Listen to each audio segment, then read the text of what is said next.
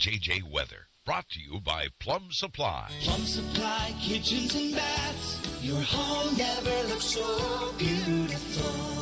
Hawkfanatic.com is brought to you by Big Dog Tech Solutions. Dr. Lance Forbes, Diamond Dental in Cedar Rapids. Streets Maintenance. The Ox Yoke Inn in the Amanas. Premier Automotive in North Liberty. The Amana Colonies Convention and Visitors Bureau. Senior Benefits. Diamond Dreams Sports Academy. Harty and Stocker Jewelers, 101 South Dubuque Street, downtown Iowa City. Dirk Sterner Taxidermy. The Midtown Family Restaurants. Suple's Flowers, home of 1-800-800-ROSE. Also, GT Car, his great crew at Suple's Building and Remodeling. Mike's E-Keys for Cars.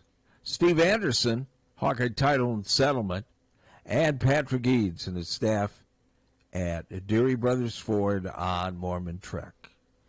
Here's Tom Suter, Pat Harty from Hawkfanatic.com, and somewhere in the building is Mike Hlas. Is he using our facilities? Yep. Okay.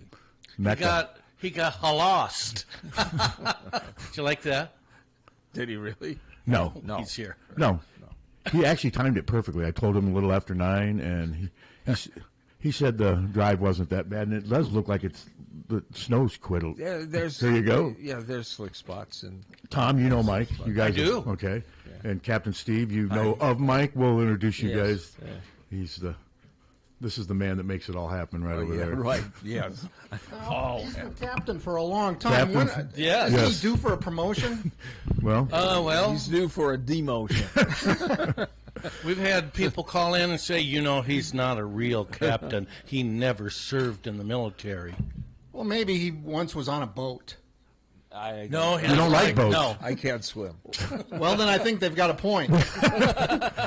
Well, for those not aware, we've got Mike Hlas here with us. Thanks, Mike. We really appreciate you Likewise. showing up. This is going to be fun, and I don't think to people around here I need to introduce who he is. I'm the mayor of Cedar Rapids. Mayor of Cedar Rapids, lifelong Cedar Rapids resident. 77 graduate of LaSalle? 76. 76, and I was close. And I know when the two Catholic schools merged, you were crushed for a while, but you've learned to move on, right? It didn't bother me a bit. I know, I was kidding. It was sort of a joke. I think my alma mater's a daycare center now. I'm not for sure. What's yours? I understand. I went to U-High in Iowa City, so my alma mater is now a university building, North Hall, I believe it's called. So, yeah, I understand. So it's the same building, though? Yes, oh yes. They've just converted it. There's still. I went in there about 10 years ago, and there were still straw things up on the ceilings, From how kids would get their straws, put, gravy or something, and blow their straws up on the ceiling. They're still there. Suter, I had a class there in college. Sorry, I don't know where Steve went. They still had the lockers in there in like the 90s. Yeah. Oh, no, I know it. Well, how many students were in your high school? There were 62 people in my class. What was LaSalle? LaSalle wasn't very big, was it? It was about 100. About 100. Okay. Well. By the way, this place out here where you guys are, I always wondered what it would be like to be at the Unabomber's cabin, and I think now I know. Yes. He did his manifestos. He did. Right he was out here. Yeah. I mean, I plugged the address into my GPS app. Did it say "Don't even bother"? No, it laughed at me. It said, "You got to be kidding." So was it hard to find? No. And they're assuming you went 218, or did you go to 246 Scott Boulevard? I don't know what the streets were. I just listened to it. And it told me. So did you come from this way and take a left, or from this way and take a right? That's good radio, Pat.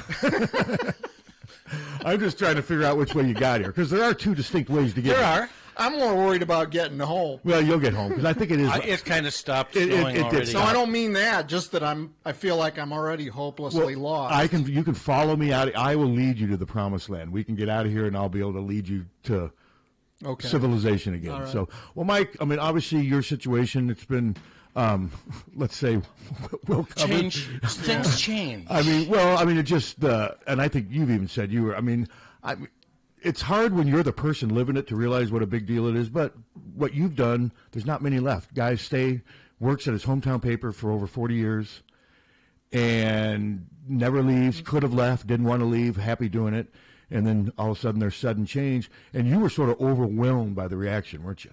You weren't. I mean, you knew there'd be reaction, but it was pretty incredible. Yeah, I'm being honest when I say it was embarrassing. I mean, partly it was embarrassing. You mean to the reaction, or to lose your... to get, well, first of all, to just have that be so public. Yeah, I could... That's something that most people don't experience, and I certainly never imagined. I mean, I thought that I was just going to ride off into the sunset, and 5 minutes after I say I'm gone, it's like, okay, who's next? Forgotten. That's the way it works. Mm-hmm. Yeah. No. But the circumstances, I think, clearly rubs a lot of people the wrong way, and they rub me the wrong way. Well, I mean, change isn't always good, folks. Well, it's not like you were going to keep working forever. No, not at all. Yeah, I mean, I had a full career. I've said it to people. There's no self-pity necessary here, and there should be no pity from anybody else here, because I had a full career of wonderful experiences, made so many great friends, people in this room, for instance, and I'm not living hand to mouth, but it was everybody wants to go out on their own terms, and I was very close to doing that. And it was like the racehorse coming down the stretch, 50 yards from the finish line, it drops dead. And well, you're still alive, though. Mark. Well, yeah, so that it's not really the best metaphor, but you know what I mean. Yes.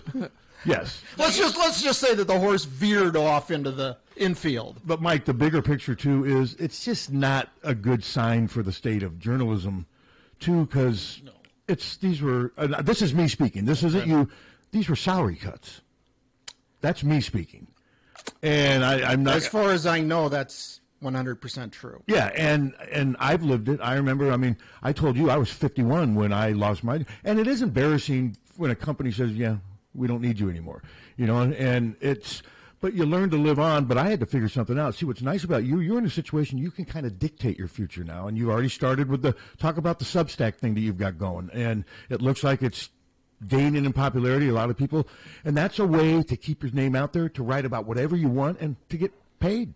Yeah, I mean, I don't want to fill your airwaves with self-promotion, but but please do. We do it all the time. Okay. You didn't hear this? I was lying, by the way. But no, that's part of the reason I wanted to have you on. Okay, well, I started last week with an endeavor called the Iowa Writers Collaborative. It's been around for a few years now. Started by a woman named Julie Gamick in Des Moines, who was a former Des Moines Register reporter. And she has assembled over 70 different people around the state. Isn't Art Cullen part of it? Art Cullen's part of it. Lyle Muller here in Iowa City. It's a collection of reporters and commentary, opinion writers. Some humor, some totally serious, some doing vital work, in fact. And I've been aware of it for some time. And I expressed interest to Julie about it. She was very welcoming, and I started last week, and it's off to a great start. It's easy to find. Iowa Writers Collaborative, Mike Hlas, Substack. If you Google it, you'll find it, and I'm not going to give you the whole deal. So do you have to do a certain amount to stay? No, I am my own boss. You're your own boss. Okay. I can write as often. I mean, they want you to write at least once a week. Once a week, okay. Of course. If people are going to pay any money for it, they deserve at least that. Man, that sounds like my dream job, once a week. But the thing is, I decided not to go on a set schedule. I don't blame you. I want to respond to news. Like, for instance, tomorrow or tonight's Iowa State women's game is in my mind, the biggest basketball game of any kind being played in the country. So I wrote about that yesterday. Who you got? Who do you think wins? Just because it's at home, I'm taking Iowa State. And I think they're due a little bit. They've lost 8 out of 9 and 3 in a row. I think the law of averages. But yeah, being in Ames. I keep going back and forth on it, and that's the big thing. If it were in Iowa City, I think I would take Iowa with no question. I saw Iowa State's a 1-point favorite, and to me, I think they nailed it. I mean, I can see Iowa winning, no question. Yeah. So, me too. With the talent they've got. Now, one area where I may disagree with Jan a little bit, I know she knows way more about basketball than I do, and maybe she was just being kind. Iowa State is, without Harty, she said, she said they're a top 20 team without Harty. I don't. They most certainly are not. I don't believe that. You're talking about the nation's leading scorer. And she's shooting 73%. She's made 109 of 149 shots. Yeah, that's a thing, is her shot selection and her the way that she gets good shots is what separates her from a lot of players. And her ability to navigate the backboard. I've never seen a player who can use the backboard. She's got the angles down, doesn't she? She's been using the backboard since she was a little kid. Yeah. And, of course, she's 6'3", tall enough, and I think her size in some ways helps her. I really do. Does. Defenders bounce off her. And she just absorbs contact. It's going to be. It's going to be a fascinating matchup. The weather's not going to be a problem, right? No, doesn't look like it. No. Well, they are playing indoors, right? Well, no, I'm talking about driving. Okay. It's going to be windy, and you really do have to watch out if you're passing like semis and high-profile vehicles. You really got to be careful. Well, the precedent was set here with, when Iowa played DePaul in Kinnick Stadium. They could move it to Trice. I suppose. It's a little late to do that, but... Time of year could... Okay. And Caitlin did bitch about the wind. Remember that? She missed a bunch of her threes. And the wind is a factor when you're trying to shoot. I didn't like it either. Were you there? I was not actually there. Susan Harmon covered it. I mean, it was windy and chilly. It was. You can't make three-pointers when it's windy. I mean, that's just made a few. She did make a few, but I thought it was funny that she bitched about the wind. She says the wind was the one factor. But speaking of driving in bad weather, your last assignment in Nebraska, wasn't it almost fitting, easy for me to say, to think the last drive home, that last stretch would be, horizontal snow and just. That's just. Think about all the times. It had to be. It had to be. Think about all the times on 74 you drove through crap weather, and I mean they all kind of just blur together. I mean, after a while. I have a list of cities around the country where I've been stranded. Okay, name a few. West Lafayette, Indiana. Okay. Dallas, Texas. When you say stranded, like at the airport, like I couldn't get home that day or night. Okay, because of weather. Okay. Ames. Have you ever been stranded between Bismarck and Minot, North Dakota? I have. I have the distinct pleasure of never having stepped foot in North Dakota. Oh, my God. I wish I could That's where their band used to tour a lot. We used to, our agent was out of Minneapolis, so we hit the Dakotas, Montana, Wyoming, Minnesota, all that stuff a lot. You got to love music for that. Yeah. Well, yeah. No, that's how you were making your living. Oh, yeah. I mean, but hearing you guys talk about your trips and stuff. Nothing compared to you. Oh, it's exactly the same thing. It's just maybe you weren't out quite as far. I can top that. He's going to one-up us all. I'm going to top that. With what? I've been here 31 years, and if that ain't stranded. Stranded in Iowa? That is a great song. It is a great song. And, well, the worst to me was being stranded in airports. I don't know. Because when you're driving, at least you're in your hotel room. If you're stuck, like when you were in Ames, what was the circumstance why you couldn't get home? It was just too nasty outside to try it, and that was when Highway 30 was a two-lane road. Okay. Oh my gosh, did I have some trips home on that? Oh, yeah. My God. We have come a long ways. Remember the drive to Wisconsin when it was two-lane before? Going through Dickeyville, and they've got those signs, Iowa sucks. You got old people out there, Hayden Fry blows. I was blown away when I saw that the first time. And DeVries talking about how he just wanted to get out and take that lady's sign and smash her over the head with it. He was so mad. The Wisconsin fans would line the street with nasty signs because the Iowa bus would go right through there. I was got a kick out of it. Wisconsin fans for you. We got our lives threatened one time there. At Wisconsin? Yes. In Camp Randall? Well, at the tailgate. How come these things only happen when it's one side of the rivalry? It's always every time I hear about things like this, it's always their fans do this. Because you're hearing it from Iowa fans. That's who we live with. But didn't you have a bad experience at Iowa State, too? Yes, I did. I've only been to one Iowa State football game. And that was 2005? That was 2005. Remember that game? Drew Tate got hurt, and they got beat 23-3 by Iowa State. You would be amazed how little I remember. I'm getting that way, too. All right, but Jason Manson took over at quarterback. It's a gentleman of color, and Iowa State's quarterback was a gentleman of color as well. Brett Meyer. Yeah. And at the tailgate, after the game, and we were licking our wounds, getting ready to tear down and stuff, but a guy come up in his full-blown Cyclone regalia and said, I didn't know you guys had a N-word quarterback. What'd you say? We started tearing down immediately. I didn't engage. Okay. What are you going to say to that? Yeah, and fairness, that doesn't, that doesn't represent all Cyclone fans. Of course not. Because no, of course it doesn't. I mean, I'll say it. I know I'm in the heart of Hawkeye territory here. Well, I don't know where I'm at actually, but fans everywhere are the same. Of course they are. They are. Now, some maybe have more distractions than some fans. I mean, this is a college market. College markets are different than, say, the Minnesota Gophers or, UCLA or you name it. But at the root of it, yes, college fans are the same everywhere. Pro fans are the same everywhere. And I would say that Iowa and Iowa State fans, if you take away the rivalry, they have a lot in common. In just general life and politics, and I mean, they really do. So yeah, those are unfortunate incidents, but I'm not sure the graduates do. No, that may be true. But so when you think back, what are some? Just share with our readers some, like, what were some? I know you went to China with the team right before the 86-87 season, or was it after? Yeah, it was shortly after the coaching change and Tom Davis came aboard. And that team was on the verge of winning. Did you? George Raveling had them booked for a trip to South Korea and China, and when George left for USC, they hired Tom Davis, and Davis said, "Oh, we're keeping the trip." And the Gazette sports editor Mark Dukes at the time thought that it would be a great way for us to give people an introduction to Davis and his staff. Which I agree. And they sent me, which was to this day still blows my mind they did. It would be an absolute impossibility today. Mm-hmm. Yeah.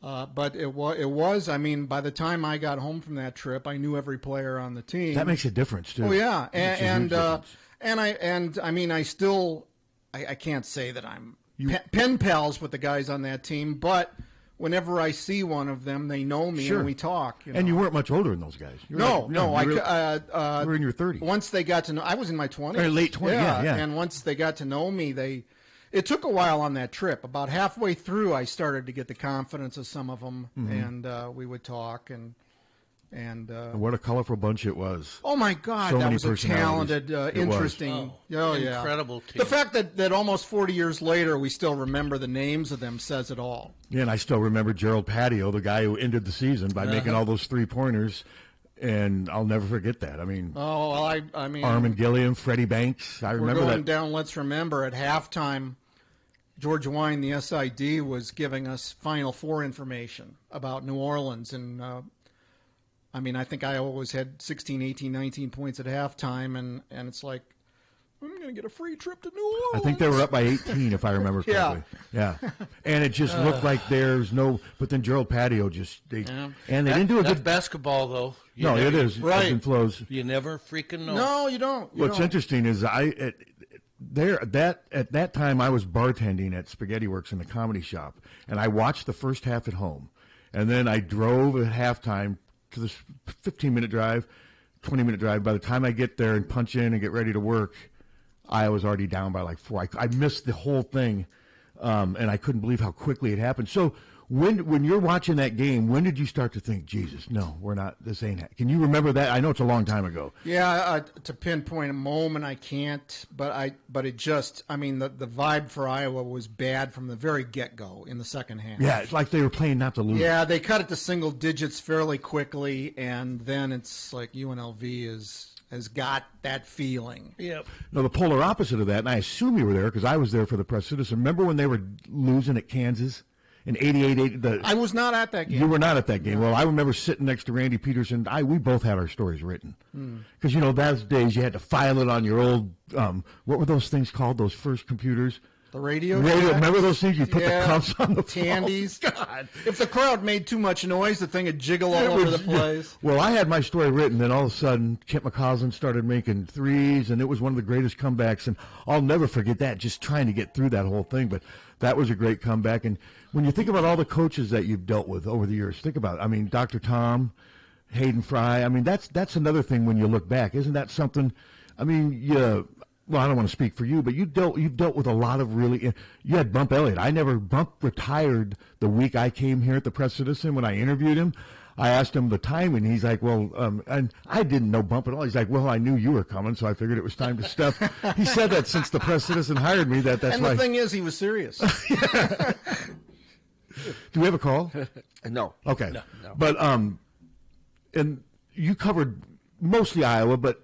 Didn't you also like to be able to cover Iowa State, too? Because there's a lot of good stuff. I don't want to piss off our listeners or anything. No. But it was a little variety. Well, yeah. And I mean, I always told Iowa State people, look, I wish you were 20 miles away, too. Mm-hmm. I'd split it 50-50 because the more the better in my business.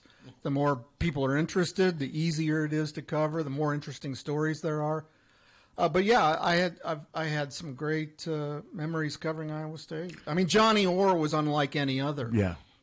Well, you talk about somebody who was colorful and helped you write your own stories. I got a Johnny Orr story to tell you that Share it. I love telling this story. But one time I covered an Iowa State football game in Colorado. And so on Sunday morning, I'm coming home. I get a flight from Denver. And in those days, the airlines... non-stops weren't really in vogue. Mm-hmm. I mean, you could make 2 or 3 stops. So my flight was Denver to Des Moines to Cedar Rapids. Well, Johnny Orr got on that same plane in Los Angeles. This was in the fall. Basketball season hadn't started yet. My seat is a window seat. Johnny Orr is on the aisle, and in the middle of us is a young woman. So I get on Denver, and there's Johnny Orr, of all things. And so I tell him who I was, and we get to talking. And Johnny was in Los Angeles to work a basketball camp for a man named John Block, who was a former NBA player. And so Johnny's talking to me with this young woman in the middle. He goes, yeah, I was working this. I can't imitate Johnny Orr, but I was working this camp and of John Block's. He goes, Block, he's one of those born-agains. But he's not a bad guy. And I think the woman between us was religious because her face turned from normal skin color to beet red. Ooh. So did you guys ever switch seats? No, but he never stopped talking. Okay. Well, he and Hayden liked each other, too. Oh, very much. They fed off each other. They were so similar. Well, they understood each other. Yeah. Listen, when they opened up the casino in Rock Island, and it was still on the river, Johnny Orr and Hayden Fry appeared together, and I was there that night, and they started telling stories, and it was like 3 hours. Oh, I'm sure. And they were just two guys that love to hear themselves talk. I mean that as a compliment. No, it was great. But Hayden, don't you agree? But they were both wonderful storytellers. Oh, yeah. And they were good coaches too.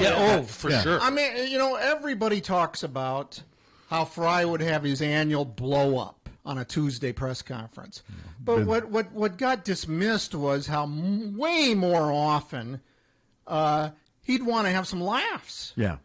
He'd go off on tangents, or he would welcome an opportunity to veer off. And those blow-ups were calculated. Sure they were. They weren't just these emotional. They were calculated to yeah. move the attention from here or to teach somebody a lesson. I've been there and done it with He him. tried to get himself to pretend they were real. Yes, he did. But inside he was winking. Yes. Now, I pissed him off a couple of times, and I know you probably did, and I caught his scorn We're one lucky time. it wasn't in the internet age. Oh, I mean, we'd both be living in a foreign country right now. Yes. You imagine Hayden on Twitter. I always said that if YouTube was around during Fry would have his own channel. Yeah, he would have been perfect and for he it. would have made $1 billion. He would have figured it out, too. Yes, he would. Yes, he would have. Do you think Hayden would have liked the portal and NIL? Absolutely not. I don't think he would have. No. Either. Yeah, No. and it's taken a lot for people to adjust to. I mean, that's what pretty much drove Saban out, wasn't it? Isn't he kind of think said so. that? Yeah, I mean, I think it's driven out several basketball coaches like Roy Williams and Jay Wright. Jay Wright. Yeah. And man, I watched Villanova play again. Who was it last? Michigan. They Is- couldn't compete. Is Michigan that good, or is Yes, Villanova that they bad? are. Or a little of both? Yes, Michigan has destroyed everybody. Dusty May, he looks like Tom and Terry Brands, and he's a hell of a coach. Yeah, they've got themselves a dynasty in the making. Yeah, they're really good, and of course, I still think Michigan State, not Michigan caliber, but Michigan State's good. And who else? Well, Purdue, of Purdue course. is good, but man, the Iowa State dismantling. Well, let's look at these games. Let's look at the men's game tomorrow. What do you expect to happen? What do you think the pace is going to? You think? I mean, both coaches like to kind of control things with defense, but this Iowa State team looks a little better on offense. Well, they've got two premier frontline players. Are you talking about Miljasovic? Is that how you pronounce it? Yeah, the wing. He's Island really good. Momcilovic. Yeah, I always he's really good. mispronounce that. He's doing that step away, fall away fader. He looks to the like Dirk Nowitzki. He does. That's what it looks like. And then Joshua Jefferson's the power forward, and he's been terrific so far. And he was very good last year. And then you got the Lipsy Sturts match. Lipsy's in his 19th season at Iowa State, isn't he? Well, that's going to be an interesting matchup, Lipsy Sturts. Actually, he's a true senior. Is he seriously? Yes. But he's been playing since day one, so it feels like that. And he was from Ames, so we heard about him before that. He was a really good football player. That's going to be that's going to be a tough one for Iowa. Right. I mean, between the atmosphere and Iowa State's talent, and I just don't know how Iowa's frontline players can. They got to stay out of foul trouble, and they have to avoid a slow start. Yeah. I mean, you can say that about any type of game like this, but here's something for you guys to consider. Somebody showed a picture of the Kentucky game the other night, 10 minutes before tip-off. Rupp Arena was half empty. And I don't know if you've noticed, Kentucky is struggling right now under Murray. They have fallen off. They're 4-4, whatever, and fans are not happy.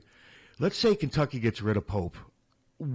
I would think Otzelberger would be somebody they would go after. You think he would leave for a job like that? I never. I don't want to put you on the spot. No, I never say never.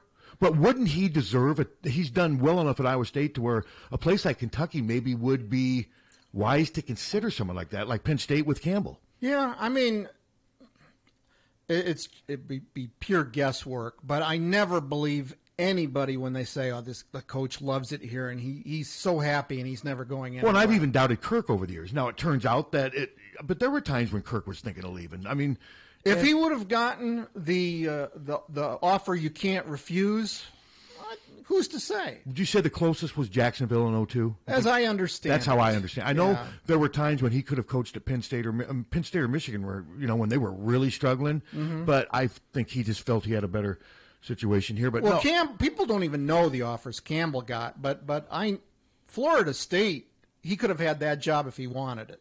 He didn't want it.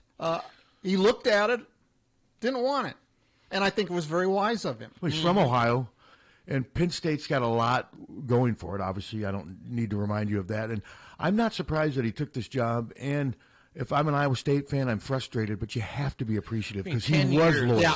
He was loyal. And for the first 8 years, it's like, they're going to lose him to X, Y, or Z. Yeah. And they never did. No, he built something. He did. He truly did. Now, whether they can sustain it or not, I don't know. Well, what's interesting is their fans are kind of frustrated. They still won 8 games. Iowa State fans are frustrated at 8-4 exactly. now. That's what he did. Well, they had those 4 losses in a row that just sucked the air out of their balloon, though. Everybody has injuries, but they lost 2 great cornerbacks, and that, to me, wrecked their season. The kicker was out for a couple games. Yeah. I mean, I will give Iowa credit for absorbing a few injuries, but at the really important, like most of the offensive linemen stayed healthy other than the one game they lost. And, of course, Gronowski didn't play the one quarter. But other than that, though, Iowa stayed healthy at the important positions. Can you imagine them without Caden Weechin for any time this year? Oh, my God. What fun has it been to watch him this year? I mean, unbelievable. That's the thing about Iowa football is every year they're going to give you something you didn't see coming. Yeah, that's a good point. And Weechin was absolutely impossible to predict before he started doing what he did last year. And by the end of this year, every game he was a huge threat. Anytime he touched the ball, you were thinking, God, he may do something. Oh, yeah. Because he was turning 40-yard returns and like it was ordinary. So, no, you're right about cool stories like that. So when you think about how much newspapers have changed, I think about that. I mean, I started about 8-9 years. I mean, I moved up here in 91. You'd been at the Gazette for, 5-6 years? Yes. Yeah. it's incredible, though, when you think about how much they've changed and how much the industry's changed. And I've had people discuss, it's unavoidable what happened to newspapers, or did we not react fast? Because I remember back in the early stages of the Internet, I remember saying a few times, why don't we get the Internet stuff priority and they get the newspaper? No, it was always newspaper, and whatever we have time to do at the very end of the night, Internet. And I think that's, and then of course we lost classified advertising. Yes, too, I mean that's number one. Yeah. But what you say is right. I don't think that our former industry, I can use that word now, still weird. I've been using it for over 11 years. That they didn't have any vision whatsoever when it came to the web. A few places have, and I think the New York Times, Washington Post did, Wall Street Journal, but places like where we worked did not. And I really thought it was a huge mistake because, I mean, newspapers, websites in their present form, I don't think have any young adults reading them. My daughters one is 32 and the other will turn 30 here in a few days. I don't believe they've ever read a newspaper. No, and it's not what they do. But Pat's right. They clung to the newspaper, and it just you had to make radical moves and nobody did. Well, see, I remember back then I couldn't post my own stuff, and I'd be like, well, can't we just, since my article's done and you're laying it out on the paper, can't we put it up on the internet? And the answer would always be, well, there's people busy getting they don't have time to do. We'll get that done once we get the paper to press. And I just thought that we should have shifted priorities. Oh, and it's easy for me to say that now. It is easy now, hindsight, etc. But the immediacy of the internet is something that the people who embraced it survived, and the people who didn't perished, and it was just that simple. It's the same thing with the music industry and the internet. They didn't recognize, its potential whatsoever, and in fact, avoided it. That we had a guy working here that put us on the internet and put us on it was Ustream TV at the time. It was like YouTube. Put us on in 2007, and we all thought, why would anybody watch this thing? And yet they did. And yet they do. He got off in New York, and some guy comes up from New York and recognizes him. Speaking of radio, did you listen to Gene Simmons at all yesterday on Capitol Hill? Are you aware of what he's trying to do, Tom? No. Well, they're all trying. They're trying to get radio stations to pay directly the artists for music. I mean, as opposed to paying CSAC and BMI. I think they want you to keep paying ASCAP. I think they want you to keep paying all that, but they also Gene Simmons is leading this. He's like, the radio industry made $14 billion last year, and Elvis Presley's estate didn't get any of it. That was one of his. Well, that was Judy Collins a couple of years ago too. That's when she said that radio stations are getting rich off of playing. Both sides now. Or send in the clowns. I mean, well, hey, can we take we got an Iowa baseball player calling in at 9:45, and we'll talk. And Mike, stick around because you can ask him a question. We can take a break right now. Because what else is this not baseball weather? I mean, seriously. But no, college baseball practice starts, I think, next week because they have games. It is just we went through this last year talking to Coach Heller. Saying, the snow was flying outside, and he said, yeah, we've started practice. I mean, but yeah, let's take a quick break, and we'll be back. Justin Hackett's going to be calling in around, and I'm not sure if he's related to the great late Buddy Hackett, but Captain, I'll let you ask that. I believe he is. All right. This holiday season, step into the magic of the Amana Colony. Stroll through historic villages glowing with twinkling lights. Discover handcrafted gifts, local art, and one-of-a-kind treasures you won't find anywhere else. From cozy boutiques to our bakery, restaurants, and brewery, the Amana Colonies make holiday shopping feel joyful, not stressful. Make memories, find the perfect gift, and enjoy a getaway close to home. Plan your holiday shopping trip today at amanacolonies.com. 1-800-800-ROSE 1-800-800-ROSE. Your FTD florist is the only number you need to know to send flowers anywhere in the country or Canada from anywhere in the country. 1-800 1-800-800-ROSE. It's so easy. Just remember one number, 1-800-800-ROSE, your FTD florist. 1-800-800-ROSE. Remember, for a gift that your loved one will treasure for a lifetime, find it at our family-owned jewelry store in Iowa City, Hertine and Stocker Jewelers. We can show you diamond engagement rings, colored stones, fashion jewelry, and watches. Our jewelers are on site, so we can design jewelry for that special person in your life. We are Hertine and Stocker, serving Iowa City and the surrounding area for 3 generations. Hertine and Stocker Jewelers, downtown Iowa City, and HertineandStockerJewelers.com. Ask for Willa, Terry, Tim, or Kate. One of us is always there. Don't wait for an emergency to get a backup for your car keys. Unlike the olden days, car keys have gotten extremely complex. Mike's eKeys for Cars can generate the most technically advanced automotive keys that are on the market today. For spares and lost keys, Mike's eKeys for Cars can produce most conventional transponder, high security, and remote head keys. Mike's eKeys for Cars will keep you on the road. Call 319-330-9185 and schedule an appointment today. Don't wait until it's too late. Call 319-330-9185 today. Hi, this is Jill Sterner with Sterner Taxidermy in Lone Tree. It's hunting season again, and I'm inviting all of you hunters to follow us on our Facebook page. You can view Dirk's award-winning artistry, his workmanship that he completes with each individual piece. We can be reached at 319-330-1774. Again, 319-330-1774. Hanging lights is a pain. Dealing with blown bulbs, dangerous installations, and the endless rat's nest of cords, there's got to be a better way, and now there is. Illuma Lights Permanent Outdoor Lighting from Big Dog Tech. Illuma Lights provides illumination for every occasion. Holiday lighting, accent lights, security, and of course, lighting for the best season, football season.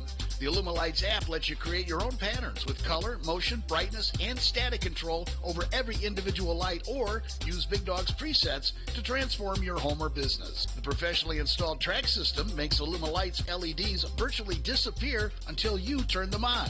Rated at 50,000 hours, you'll enjoy stress-free convenience for years to come. No more ladders, no more hooks, no more wifey's dirty looks. That's the song you'll be singing all year long with Illuma Lights Permanent Outdoor Lighting from Big Dog Tech. Find out more at BigDogTEK.net or call 319-395-0800. Hi, I'm Jim Street, owner of Streets Maintenance. As a licensed, insured, and bonded master plumber, I specialize in all plumbing repairs, including but not limited to water heater and sump pumps to toilet and faucet repairs and replacements. As an Iowa City native, I know how frustrating it can be when any part of your plumbing system breaks down. That's why I only use trusted brands and quality materials. I offer same-day, next-day service coupled with a fair price. I also offer general services to mobile homes. For more information about my business, I'm online at streetsmaintenance.com and Facebook, or give me a call at 400-4483, 400-4483. Streets Maintenance, honest plumbing at a fair price. There's a problem here in eastern Iowa. There's not enough Hawkeye fans. I mean, really, shouldn't everybody be a Hawkeye fan? Well, maybe not, but you should be a fan of my team at Hawkeye Title and Settlement. Hi, I'm Steve Anderson, and my team of experts at Hawkeye Title and Settlement know what they're doing. Call us at 351-8600. Hawkeye Title and Settlement, the team you love, the people you trust. It's that wonderful time of the year. Moments of eating too much, spending time with family, in some cases maybe even trying to avoid family. However you choose to celebrate, the Diamond Dental team of Dr. Forbes, Kate, Michelle, and Michaela would like to wish everyone a happy, healthy, and safe holiday. Here is hoping you enjoy every minute of this joyous time of the year. Rest assured, Diamond Dental is here, providing superior care for your entire family during the holiday season and all year long. This is Leah Pasha, and I've been saying, hit a deer, call Premier, for years. But it's time for something new. It's still where you need to go for deer divots and door dings, as well as damaged dashboards. That's what my dad Nathan's driving at and dreams about. Why not say, when your car is dinged, be a deer and call Premier? I think Dad's going to love that. Premier Automotive, North Liberty's premier auto body repair shop. Be a deer and call Premier Auto Body in North Liberty. Mighty 1630 KCJJ, and we have Justin on the line. Oh, we do have Justin? Justin Hackett, yes. Iowa baseball pitcher. First off, Justin, appreciate you coming on. I know you're busy, but thank you. Yeah, thank you guys for this opportunity, allowing me to hop on and talk with y'all. Okay, we got Justin Hackett, senior from Winterset. I knew you had a good year last year and a good fall. I was looking at your 2025 1-1 record, 1.45 ERA, allowed 9 hits and 3 earned runs while striking out 36 batters in 18 and 2/3 inning. I mean, those are incredible statistics. So what was the key for you last year, and then how do you sustain that going into this year? Yeah, absolutely. I think it's a testament to kind of how we operate in a day-to-day basis. Last year, I didn't get a throw super early on last year, but just showing up each and every day and having the coaching staff there for you to continue to get 1% better and stay ready for your opportunities. Ultimately, you know, there's only 9 spots on the field and 35 guys out there trying to play. And so when the opportunity came to perform, I was prepared through the daily work and just went out there and competed. And so I'm super thankful for that. And when does practice start, or has it started already? We've been practicing individually throughout here in the late fall, but we practice in the fall from August to October, and then individual period of time where you just work on your skills and kind of fine-tune things, and then we'll come back together a couple weeks into January to resume official team practice to prepare for the upcoming season. Because the season starts in about 2 months, isn't it? It's February 9th? Starts in February, yeah. February 13th, yes. Okay, so, I mean, yeah, it's right around the corner. And what do you see potential-wise from this team? I mean, it's to the point now with Rick's program that you always there's a certain level of expectation, but what are you guys thinking? I mean, just kind of describe the strengths on this team. Yeah, absolutely. I mean, you touched on it, but the standard Iowa baseball is to win Big Ten championships and continue to make the home state Iowa proud. But, you know, with this fall, it's easy to see how well this team meshed. This group this year, you have a large group of older returners, including myself, and a lot of position guys that have been there, done that, and experienced playing baseball at this level and being successful at it. And then we have a super talented group of transfers and freshmen and new guys coming on the roster that I feel like the older guys did a good job of getting them comfortable and ready to compete. And so I think the potential is super high this year for us to be super successful, and it's just about maintaining that standard of not settling for anything but excellence on a daily basis, and then as we start the season up. So it's real exciting. Well, Justin, I want to go back a little bit here. So when you were growing up in Winterset, how much John Wayne stuff were you faced with? I was wondering if we were going to go there. We were. Yeah, a ton. And funny enough, it's just like everybody, when someone asks where I'm from, you know, the go-to is always Winterset, Iowa, or John Wayne's birthplace, if they don't know where that is. And kids my age have no idea what that is, but of course not. Everybody else does. And it was a blast growing up there. It's a great community, and visited the museum many times, and you know his childhood home's right downtown, so I've been there a handful of times as well. So, real name, wasn't it Marion Morrison? Yes. That was his real name? Okay, yeah, real name, yes. Okay. Yep. So, Justin, pitch-wise, just for the baseball purists, what are your best pitches? I mean, what are the ones that you were really using to get guys out last year? Is it multiple pitches, or do you have one that you've kind of relied on?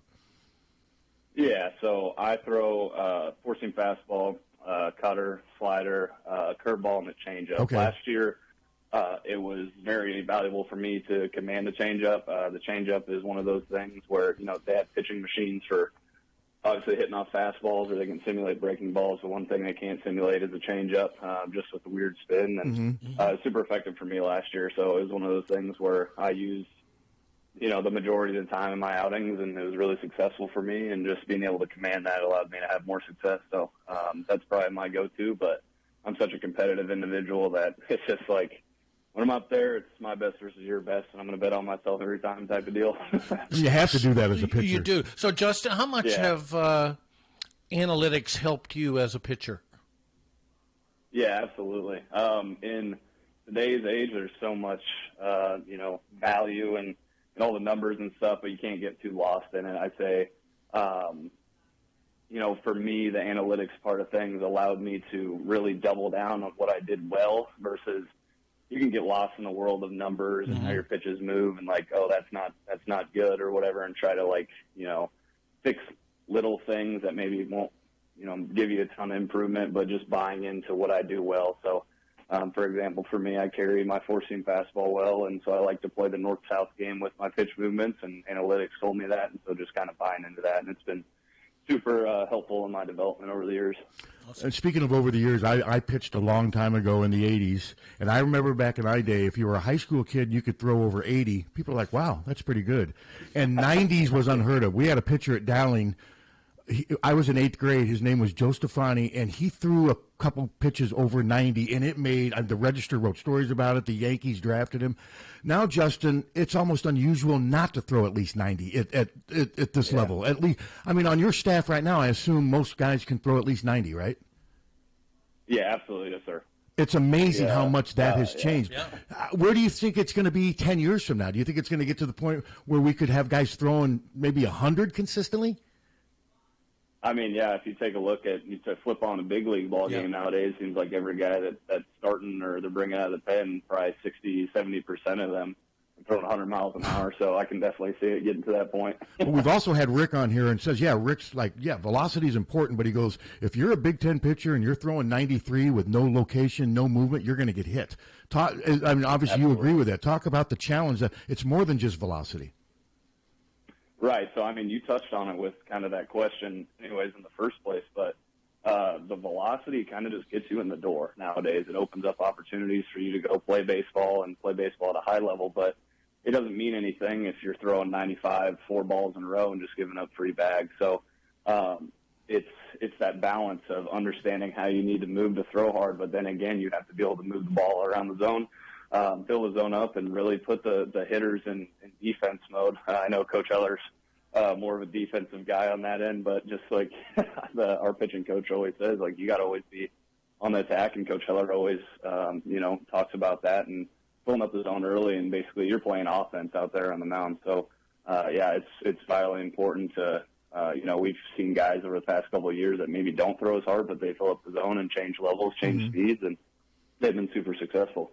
So did you play other sports in high school, and how did you kind of choose baseball, and how did you end up at Iowa? Yes, sir. I played basketball in high school and football for a little bit. Growing up, did a little bit of wrestling as well, just, being from Iowa and that nature. But for me, it was very apparent that baseball is my passion from a young age. My brother's 12 years older than me. My sister's 9 years older than me. So I was always following them around to their sporting events. And one of my funniest memories is my mom would always tell me I'd bring like a foam ball and a foam bat with me everywhere at 3 or 4 years old, and I'd force people to soft toss to me or play catch with me. And so it was apparent that was my thing from an early age. And I was super successful throughout youth baseball and then into high school, and opened up opportunities for me to play baseball at the college level, and hopefully continue to go and get a chance professionally. Yeah, I was going to ask you about that. I mean, with the numbers that you compiled last year, obviously it's pretty realistic for you to think that, maybe there's a chance at the next level. I know you live in the moment, but I mean, that's a goal for anybody that gets up to Big Ten baseball level. They're thinking, man, I could maybe go beyond this. Yeah, absolutely. It's one of those things, like we talk about it within our program, is when the season starts and it's time to compete and win ball games, you put the selfish, maybe goals and things off to the side, as far as like one of those would be playing professionally.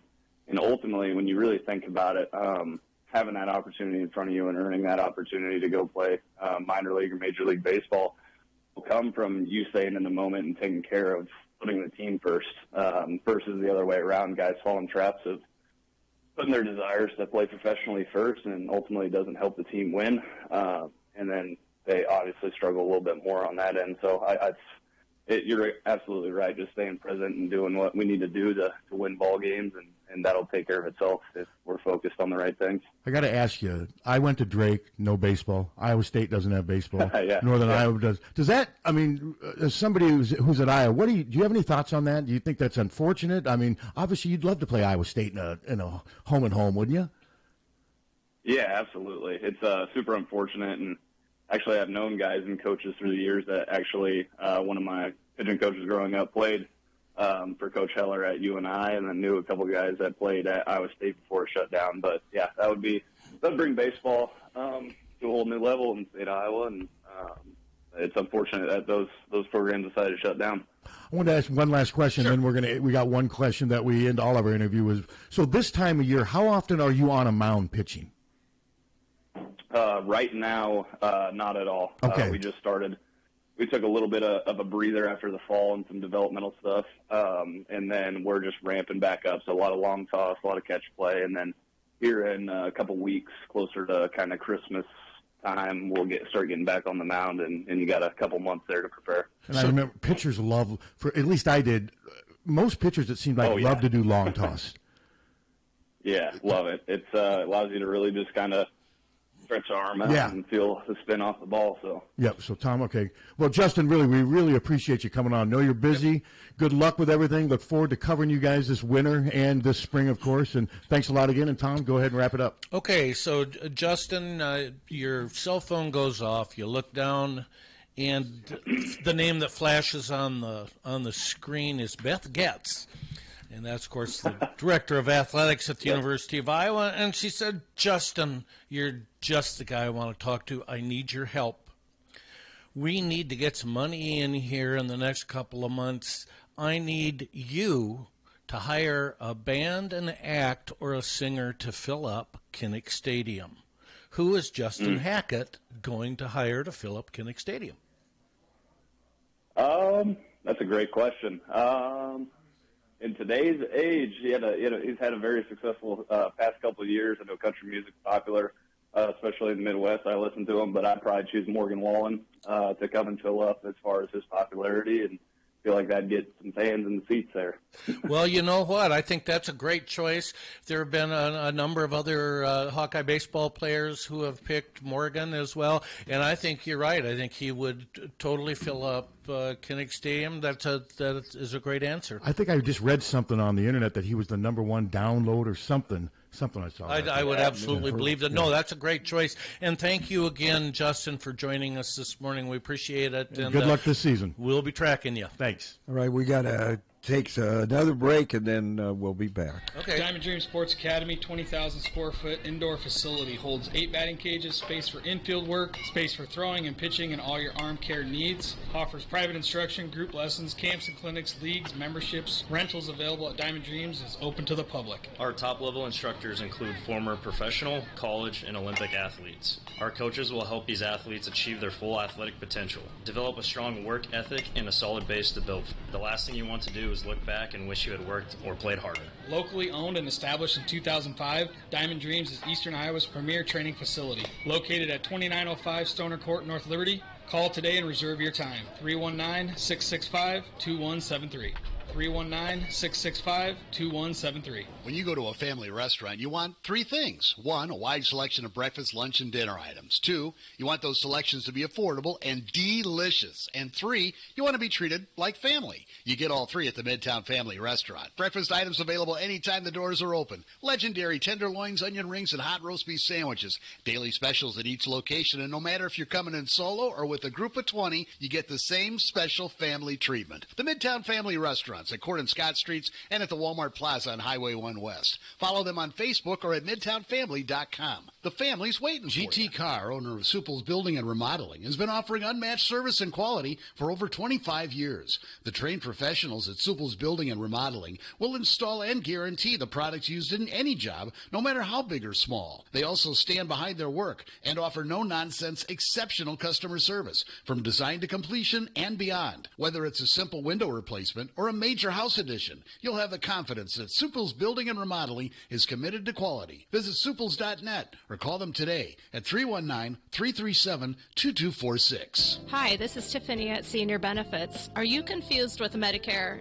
questions, anything having to do with Medicare? I take care of all Medicare customers, people under 65. I also do life insurance, long-term care, cancer insurance. I'm here to help you navigate any questions that you may be having or frustrations and anxiety that you may have with Medicare or insurance in general. Give me, Tiffany Rao, a call at 319-631-4795. When someone is kind enough to share their time with us, we better make it worth their while. They don't want to do people call it the game, right? Patrick Gades and Terry Adams of Dairy Brothers Ford talk about what Here For You means to them. You don't have to spend a half a day in our dealership to get that good competitive price. We just want to try to deliver that to you up front. And that makes me feel good, makes me proud. Because that's what people want. They want a fair, honest deal. As far as a statement here for you, we want to not just say it, but live it. Find out what it means to you at Deary Ford in Iowa City. You hungry? The Oxyokin's Sunday Brunch Buffet offers so many choices of fresh entrees, homemade salads, waffles, omelets made to order, pastries, 3 tiers of desserts, and much more. Such a great value. You can always eat out, but not every place serves an experience.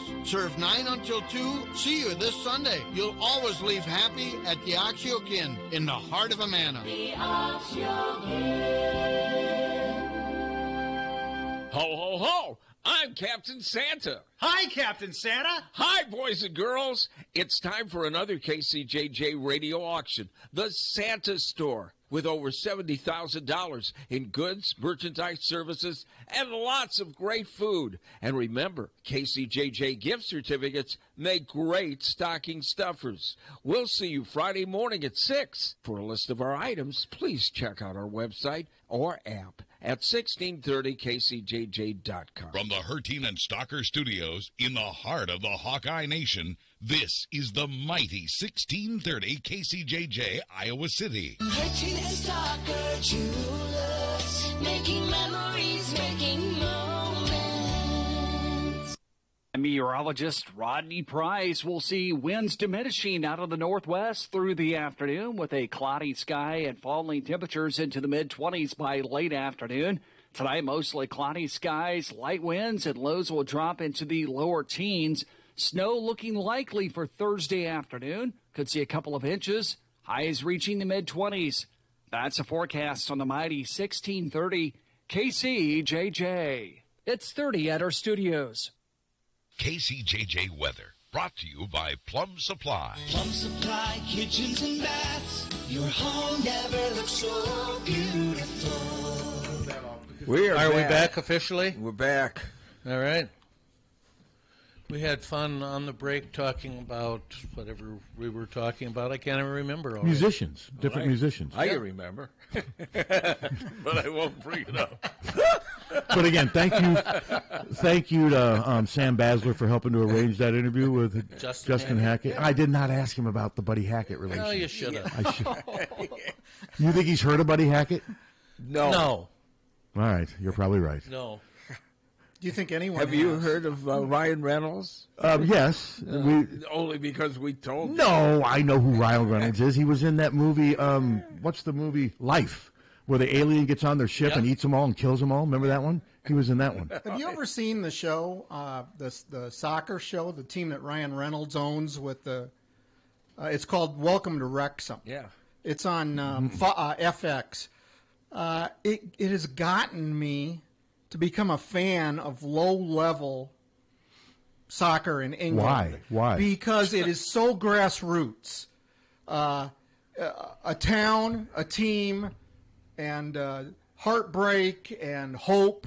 It's just it's kind of hokey, but it's also very great. He owns the team? They bought he and this other Hollywood guy bought this team that was at the lowest level of English soccer. I mean, the lowest. Okay. And they've risen them up. And the town has been revived because of it in Wales. Wow, that's a neat story. I did not realize. And they go off on all these side stories, human stories. It's really it can be very touching, very funny. Interesting. Have you heard of it? Yeah. No, he's an entrepreneur as well. He owns cellular. Well, isn't he a billionaire? Sold it, but he's got. Isn't he worth almost $1 billion? I think. Yeah, I think we've looked him up before. So. Yeah, I just didn't know a lot of his movies, but no, that's something I would definitely check something like that out. That's better than 1,000-Pound Sisters. What it's done is it's made me want to go to England and just go someplace where they have a down-and-out pro soccer team with 2,000 fans and sit in the pub with them before the game and wear their clothing and actually be a sports fan for the first time since I was a kid. And you could also write about something like that, too, if you wanted to. Oh, yeah. Yeah. Have you ever watched 1,000-Pound Sisters? I don't even know what that is. It's a reality TV show. It's about 1,000 pounds. It's about. Then the answer is and always will be no. Well, didn't it evolve from 600-pound twins or something like that? Well, they were hungry. Oh, so they lost weight. But there is 1,000 pounds, something called that out Yes, now. but I don't get stuff like that. I can't watch that stuff. No. Well, I've never even tried. Well, somebody's watching it. Well, yeah. And somebody's watching Dr. Pimple Popper. It sounds a little too heavy for me. But no, I can't watch that stuff. Lots of times, it's sad. And then I can't watch the shows about hoarders. No. You know those shows. No. People much watch that stuff, though. I haven't watched a single reality show, I don't think, ever. Yeah, I've never. Have you ever been into reality TV? Thing. Have you ever? I used to watch Survivor. It's a sinful pleasure, whatever they call it, guilty pleasure. But I'm done with that. I've seen it too many times. You watched Survivor, didn't you, at first when it came out? I watched it at first, and then like the second. See, everybody's got bug bites and crap. Yes, I don't need this. Yeah, we do watch The Amazing Race. Dan watches The Amazing Race. Trump thinks that's white people, but it's actually a race. Every once in a while, there's little, and then I sometimes suffer from that. Yeah, you libtard hack. Why don't you leave this state? I get that every once in a while. But he gets those little. What are you gonna do? The trouble is, too many have left. Oh well, that's true. It is a problem. That is true. So get the wrong ones leaving, it's a problem. So when you look back. I was thinking before you came in here today of all the different times. You don't mind me sharing, like when we were in the sports bar, walked into that sports bar in Speedway, Indiana, and you yelled "AJ Foyt sucks." Remember that one? I'm not sure that ever happened. That's still one of my favorite moments. I think you have me mistaken with somebody else. And nobody protested. I mean, I don't know if we were just there at the right time. Well, I read the room. Do you remember the one where the Japanese tourists were taking photos on the bridge on Chicago Avenue, and you got into the? I didn't barely even know you. I don't think you. I barely knew you then. But we were going to eat. We were covering, and there's Japanese tourists were taking a photo of the bridge, and you jumped in to take the photo with you, and they were like, "No!" Again, they were trying to get you. I remember, I'm like, that's kind of funny. If my wife were here right now, she'd be putting her hand over your mouth. Oh, but there's also we got something wrong with the. No, we're good. But those are just two. Those are just two of the ones that you really picked a couple highlights there. Well, they were for me because I remember I laughed. I remember the AJ Foyt one. I just thought. Rob House do know how to behave in public. I know you do. Rob House still talks about the AJ Foyt that one for because the timing, location, what have you. That was in Speedway, Indiana. That was where we all stayed. Remember, we stayed in those hotels right over there. How could I forget? Timing is everything. Yes, and. You think about, though, Mike, the coaches. I mean, you and I think it's fair to say we had a pretty good relationship with Fran. Yeah. And it was tough. I mean, I saw both sides. I remember being on here saying I could see them giving him another year, but the disconnect with fans. It was a tough one. I kind of rode the fence on that one. And I'm sure I'm speaking for you. I'm glad where he is now. I think don't talk about that. I know you've spoken to Fran more than I have. Since I think he's in a good place for him right now. There are exceptions to the rule, but coaches shouldn't stay somewhere more than 10 years. And of course, there are exceptions to that. I mean, Ferentz is an exception. Mm-hmm. Lisa Bluter's an exception. I'm just saying that as a rule, coaches wear out their welcomes. And they get contempt seeps in with them, and contempt seeps in with the fan base unless they are staying at a very high level. And fair or not, the amount of money they make is a big reason. If the sustained success is there, anything's forgiven. But if you're like the situation Fran McCaffrey is in, and you don't win a Big Ten regular season championship, or really even be in the last week of the season in contention, or if you don't have one deep run in the NCAA tournament, people get weary of you. Yeah. And then on the other side, Fran was not the glad hander. He wasn't the guy who went out of his way. Especially at the end. Yeah. And that's part of being somewhere too long, I think. Yeah. I liked him because if you asked him a question, he'd give you an answer. Yes.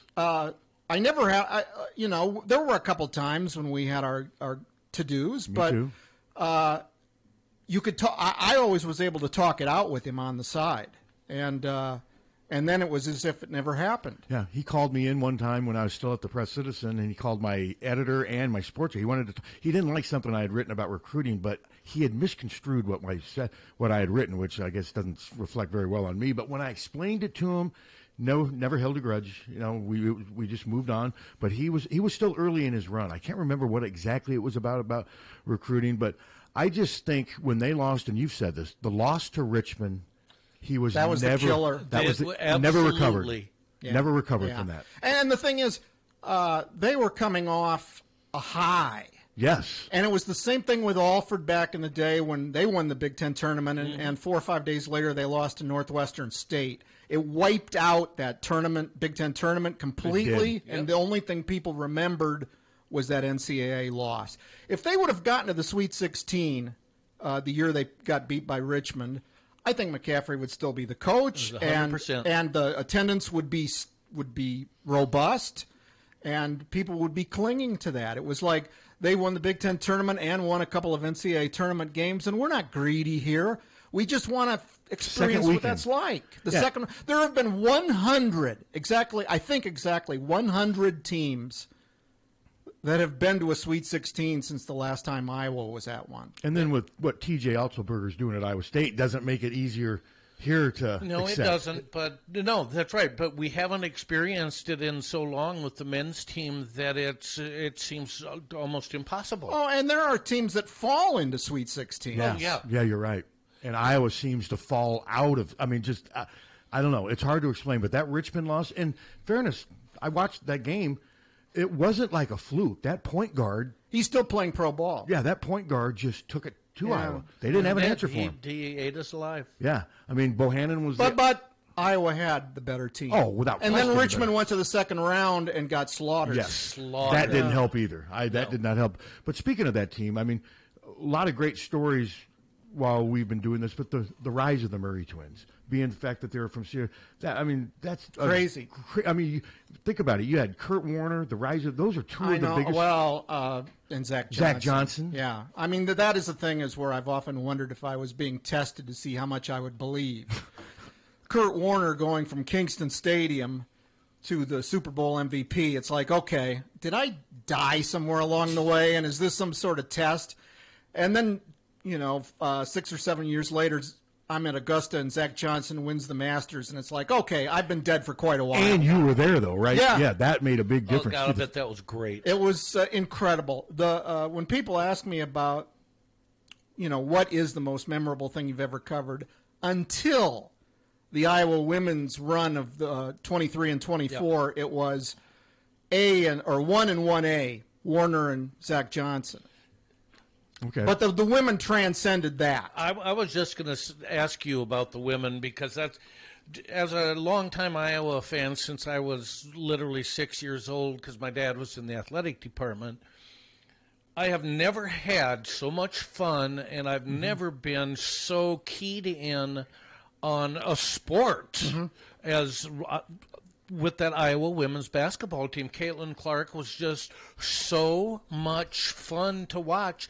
You can't take your eyes off her. No, and it wasn't just her. No, it wasn't. But she was the force. But the team was so likable. Yes. And Lisa Bluter's teams, and it's extended to the current team of last year and this year under Jan Jensen, they have likable teams. They do. And that makes a huge difference. Yes. If people walk away from the arena saying, I really like Hannah Stuelke. Mm-hmm.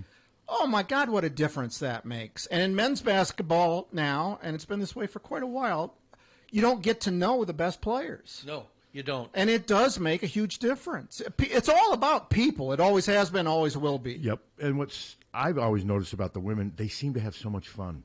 I mean, they're serious. They want to win. They work hard, but they seem to really enjoy being around each other. They don't mind being around the media. Feuerbach's back for a 6th year. Yeah. She's not doing that because it's going to help her WNBA stock. She's not going to play pro ball. She's doing it because she wants to finish this thing and be around what she considers a great... Extend a lifetime experience. Yeah, no, and that says a lot about what Lisa and Jan were able to do in building this thing. And because we've seen, you get the wrong coach in there, it can stop. Even the women. After Vivian. That, once she was gone, 3-4 years later, Here's our first opportunity to really go off the rails here. Phone call, Steve? Hello. Yeah, I think that you guys should hire Mr. Hlas to come in with Mr. Harty. That would be a good combo every week. Are you going to fund it? You're going to fund it and pay for Mike's gas? Yeah. Funny how he hung up immediately after you asked that. Yeah. I thought he was going to say, have Hlas and get Harty's ass out of here. I thought that's where it was going to go. You know, I heard the word funded and I got all goosebumps. Funded is usually when they hang up. Broke out in sweat. But, you know, Captain, that's for you to consider. Yeah, I'm considering everything. It's hard enough for them to have me come in here. Yeah, I know. It's hard enough to get you in here on time. Yeah. I'm going to do a little kissy here. What you guys do, and I told you this 5 years ago when you called me after the Durate show, but local radio, it's like everything else that was local. It's swirling the drain. Oh, yeah, 100%. But what you guys do, keeping this thing going and keeping it local, is it's such a service to this region, and plus you do it with fun, which is not everybody does. So good for you, and I hope this endures for on and on and on. I'm 76. It's only going to go so far. That's why I'm hoping. Well, he plans on running for president in 2 years when he's old enough. Well, now, sure, steal my thunder. I was going to announce my candidacy for Congress today. You're a little young. That's true. And you are run against Tiffany. No, I'm not. I always said that if elected, that I am running, but if elected, I will not serve. Okay. But I will accept the salary and the perks. There you go. Yes. There you go. Of course you would. But yeah, it's the people are the best. When I eventually decide to call it, or if somebody decides for me, and what you said in your column, it's the people that you meet along the way. That's what you remember and what you appreciate, the people you work with. You didn't get along with everybody you work with, but just the whole process. I was think about all especially in your latter years, all the times like you, me, Rob, me, Douse, we rode together on road. Those things were fun. Those, when you're riding with people that you enjoy working with. And like you said before, when there'd be something I'm bitching at a game, worst ways to make a living. I remember you saying that to me a couple. There's worse ways to make a living than having to wait an hour for a coach. Just about all of them. Yeah, I mean, no, and you're right though. You were able to always help me keep things in perspective. And I got to ask you, did you ever wake up one day? I got to get out of Cedar. I want to look for another job. Did you ever come close to doing that? Oh yeah.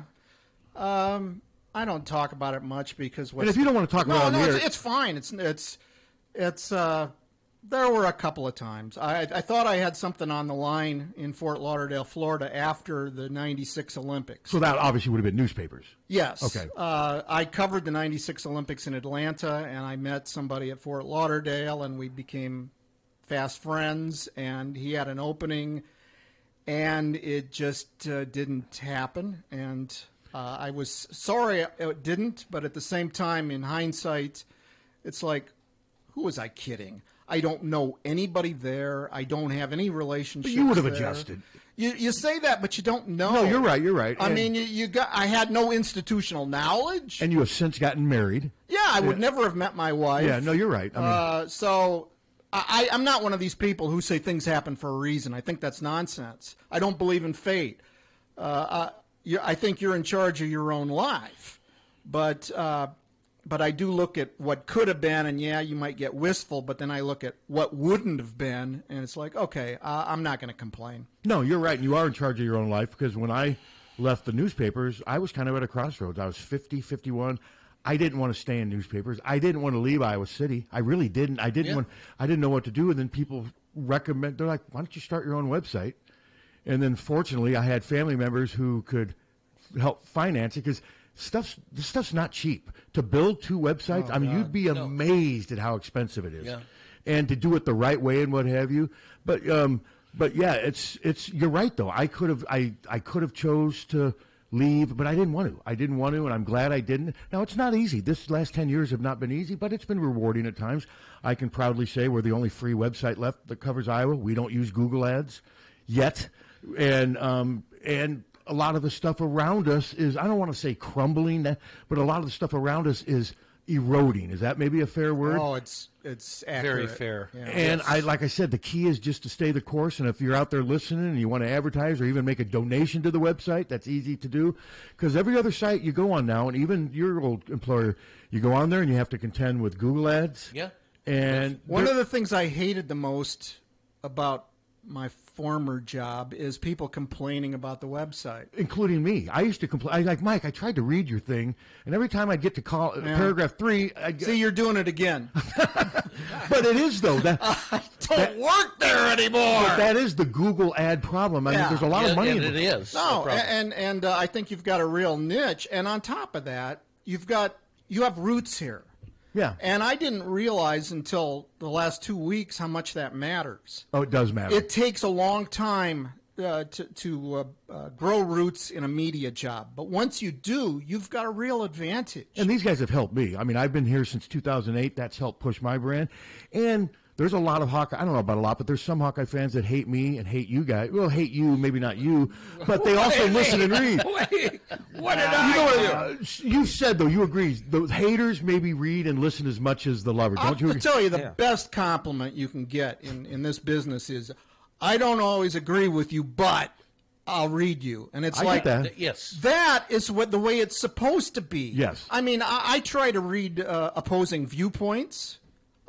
It may not change my mind, but it at least opens it. Well, I get I don't always agree with you, and I really don't like you, but they take it one step further. I may want to have you done harm. But I still read you. I get from Harty, you're fascinated with yourself. I don't even know where that comes from. Yeah.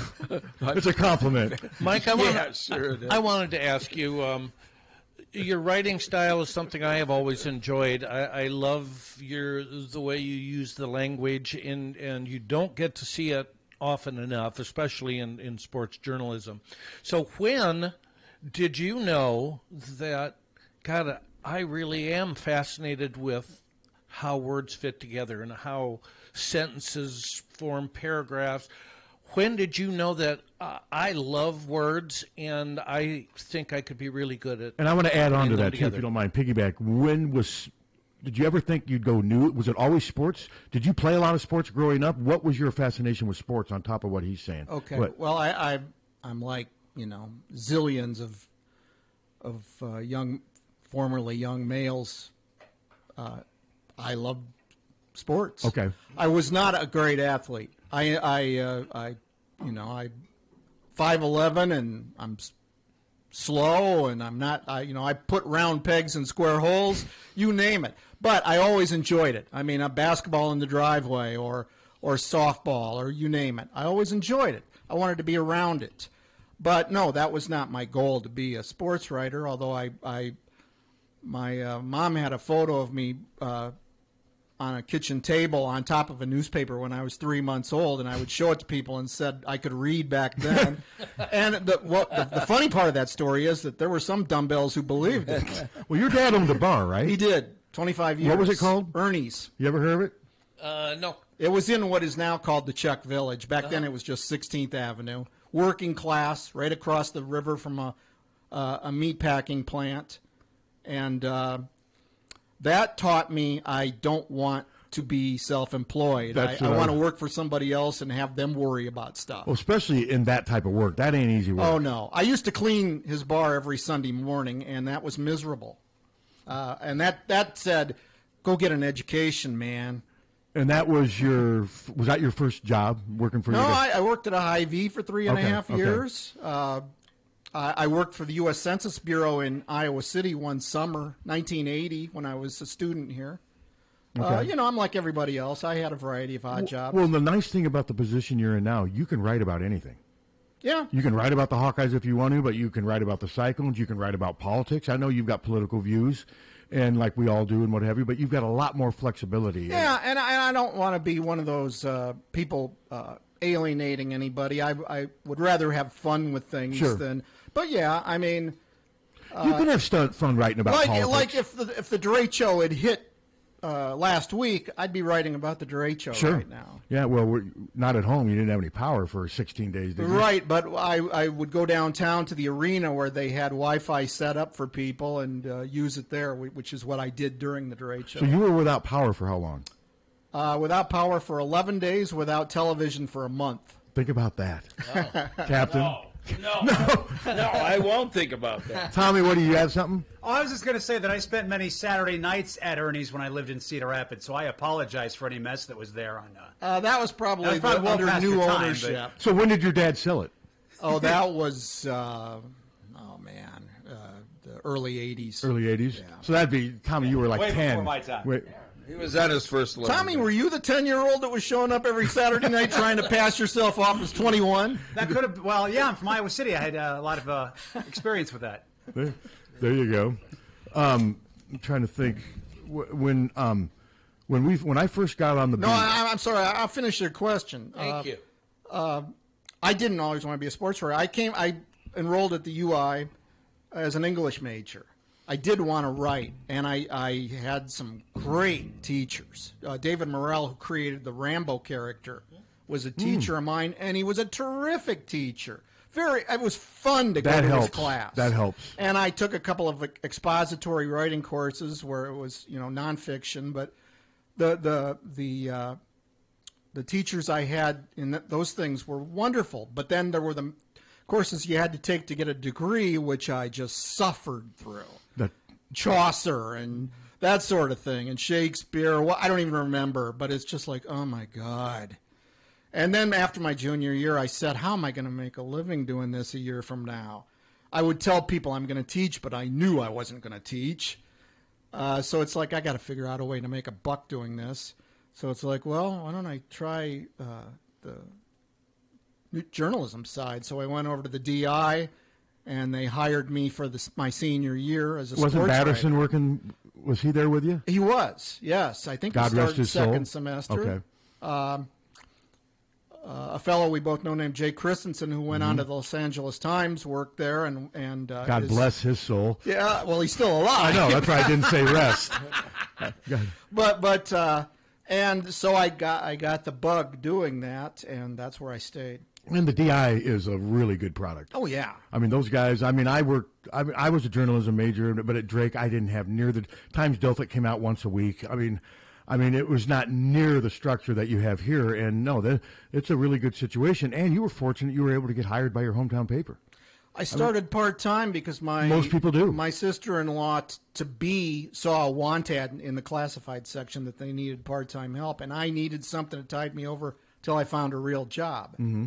And so I got hooked on there as a part-timer, and 6 years later, I was the sports columnist. That's interesting. I started at the Register as a part-timer in the late 80s and ended up getting here full-time because of basically the Register kind of moved me to Iowa City in a way. They recommended me for the job and what have you. But, yeah, sometimes you have to start as a part-timer. Oh, yeah. And in those days, today, Iowa beat writer is an entry-level job at these papers in Iowa. And it was not like that.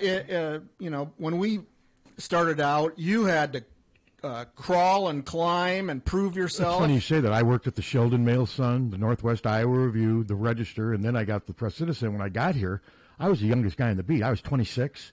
But you were ready. I was pretty ready. Yeah. I learned, but I was the youngest guy. If you can cover high schools and small town stuff and intramurals in college, that's where you learn. Yeah. You learn how to deal with people, how to interview people, how to react, how deadlines work. You also learn taking stuff over the phone. I remember working at the Register, like high school football playoff nights.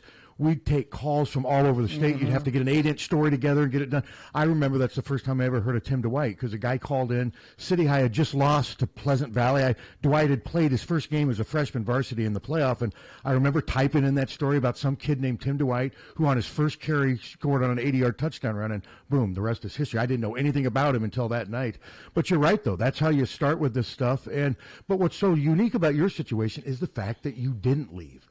You stayed, but there's a lot of reasons why you did. And for most of your run, the Gazette was a family-owned paper that I thought deserved a lot of praise for withstanding staying the course a lot longer than a lot of other yes, papers. Yes, it did. And we were the envy of a lot of people. You really were. You were the envy of me. We were one of the last of the independents. Yes. They're few and far between and dwindling to zero. You know? And no, you guys stayed the course a lot longer That's than why, most papers. I mean, you should have seen the looks on the faces when we didn't know what was coming when they told us there was going to be a staff meeting, and it was at 9 in the morning on a weekday, and they said that the Gazette's being sold to this outfit that I don't know if anybody in the room had ever heard of it. I hadn't. And I certainly hadn't either. And it's like, we are no longer locally owned. And it was like, wow. And then 3 hours later, not only were we not only locally owned, but I was no longer an employee. Well, interesting you say that, because I remember right before I moved here, you were here when the Press Citizen got sold to Gannett, and they ousted Al. There was weren't Iowa Cityans not very happy the way Al got treated? 100%. Because one of the first things that Gannett did, they got rid of Al. I get the editor. And Al was an institution. He was everything. And they got rid of him. I don't know why they did. It wasn't age do you know what? Probably money. It's money. Yeah, it always is. Yeah, but they ended up hiring other positions. But they don't pay somebody who had been there doing it for 30 years. I'm guessing Al was making okay money back then. That's one of the first things they do is they look at the books. Oh, sure. And they lop from the top. Well, yeah, they took you and the sports editor. Yeah, and we had been there the longest, so we had built up some salary and yeah. And they don't say, look, who's got institutional knowledge, who's got a connection with the readership. They don't care. No. And look, I'm entering deep water here because I still have a severance I have to worry about. But I'm talking about in general.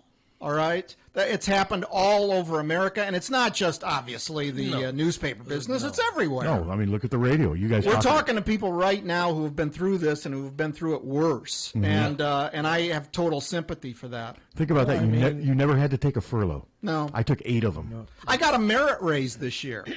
Really? Yes. I didn't get a raise probably my last 10 years at the. It's quite a trick to get a merit raise and get canned in the same period of time.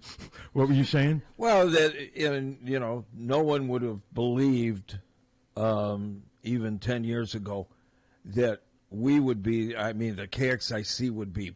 Be a laptop in a closet, and that we would be basically the only news and media. Well, don't they have one sports show that survived that recent cut of the gym class in Bromwell Camp? They do. A kid named Spencer, I think. Yes. It's an hour long from like 4 to 5. I don't want to speak. It might be 4 to 6. I don't know. So one show did survive. I have satellite radio in my car. Okay. So but I do listen to you when I'm awake and in the car at those hours. Okay. We appreciate that. And as I get older, I wake up earlier and earlier, so I get to hear more and more. Well, it is sad, though, what's happened to everything. I remember. It's terrible. I remember working at the Press Citizen, and I remember one week they flew me out to Penn State. The next week they flew me out to Oregon, and then they also flew 5 of us down to cover the 2003 Orange Bowl. Mm-hmm. Now I don't believe they have 5 people even working remotely at the paper. Even TV. Oh, yeah. Channel 7 now is using halftime people from the Weather Channel passing it off. Because they don't have their own weather people? They've got 2 of them, and then they use the Weather Channel. Where do you think we are 5 years from now? Which sounds like a long time, but it's really not. It is, but it isn't. I will be at Memory Gardens. All right.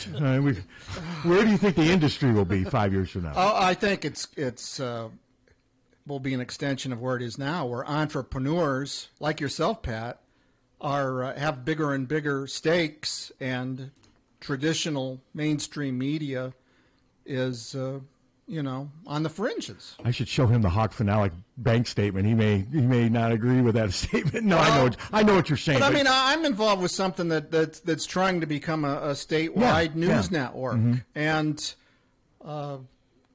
it's very optimistic as opposed to trying to hang on by your thumbnails. It's like, well, let's try and grow our thumbnails. And that's what we're trying to do. And I will say our traffic at Hawkfanatic is outstanding, and part of it is because we're free.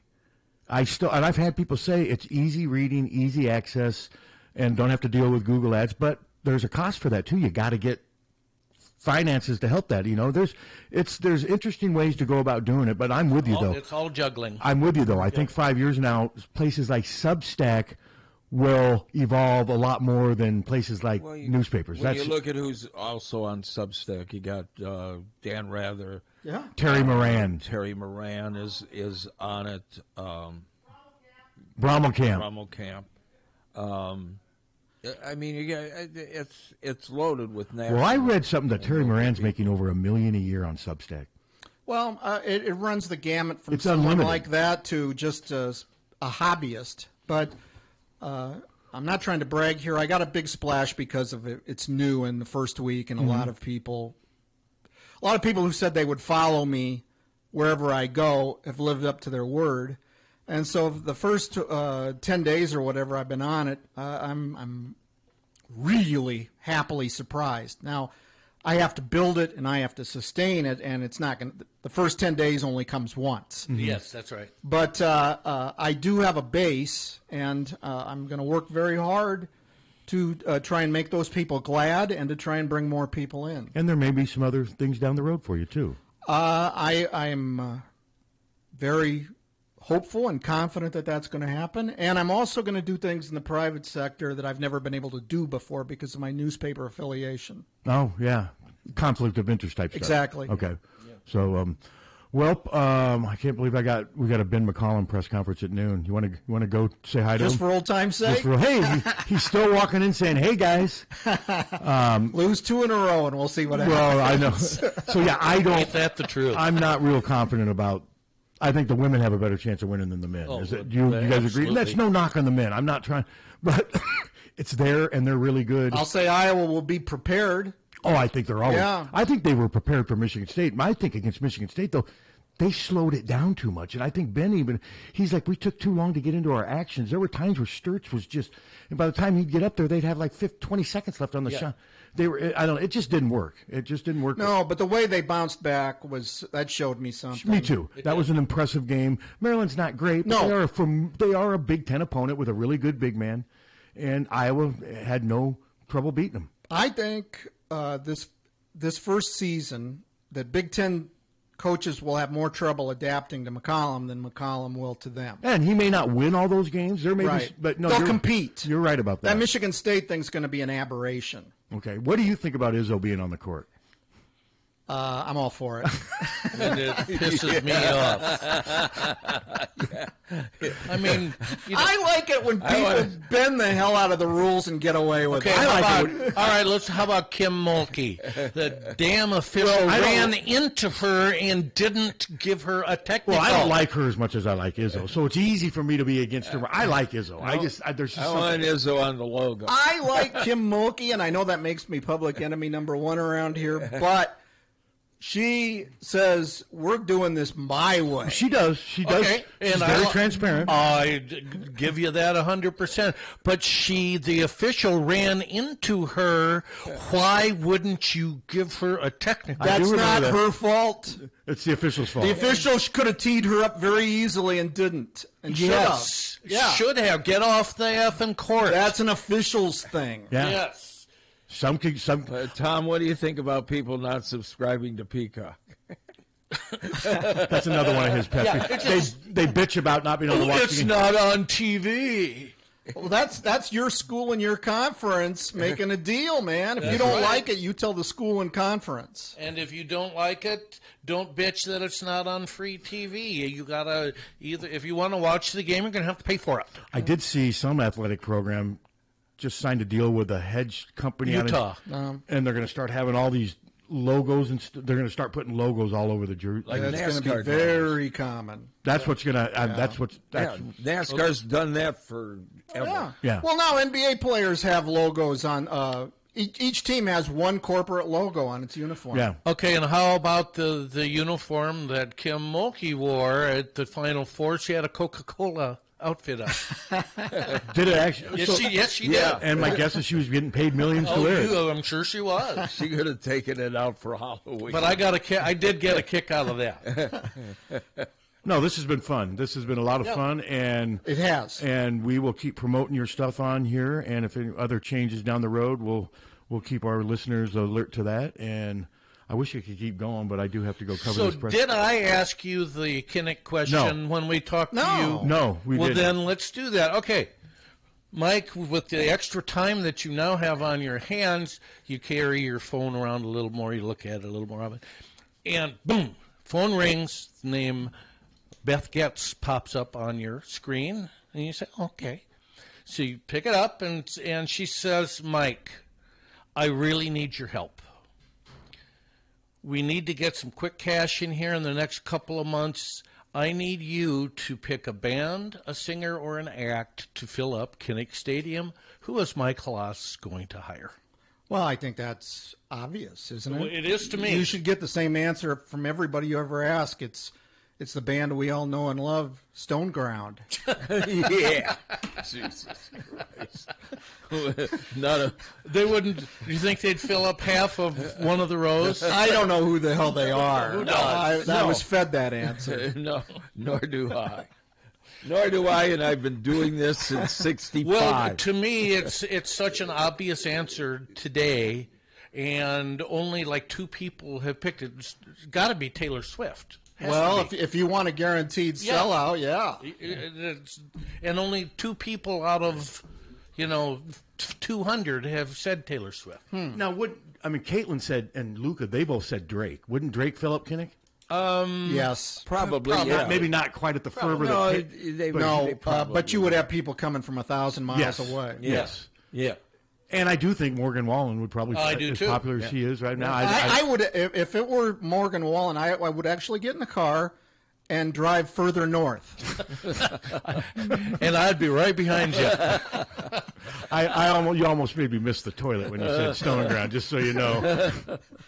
All right. No, this has been a lot of fun. Yes, it and has. I know our listeners enjoyed this. Thank you, guys. Mike, thank you for coming down, and good luck with everything. And, of course, I'll keep our listeners up to date. I expect the captain to be a major at least by the next time I see him. Well, she doesn't get along with authority, Mike. No, I don't.